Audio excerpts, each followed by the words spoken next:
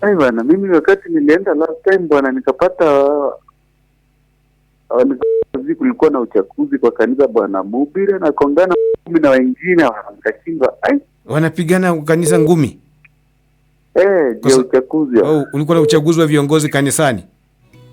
Na ikanifanya nikaboeka tu na nikaacha kwenda. Ukaona vile mzee wa kanisa amewekwa ngumi moja hadi miwani ikaanguka, ukaona hapa siwezi. Ndio hapo sasa. Sababu ambazo zinafanya watu waendi church. Siku yake ya kwanza kwenda church, uchaguzi ulikuwa kanisani. Kidogo kidogo mama wa kanisa ndio huyo amemuinua kiongozi wa uimbaji, ndio huyo tena upande ule mzee wa kanisa amepigwa ngumi, miwani hadi imevunjika. Ule ni wa sadaka ametoroka, jamaa kaona hii drama suesani. Acha ikae. Alfred, hello.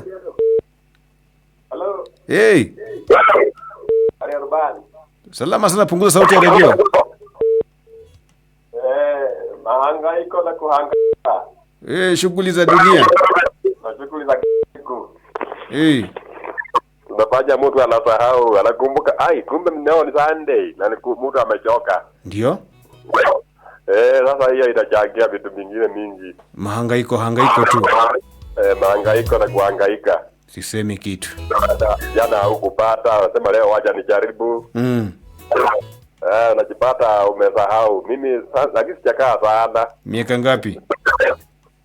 Sio mwaka, mwezi wa Disemba, tangu Disemba sijaenda. Mbona hujaenda hiyo? Hiyo mahangaiko. Sasa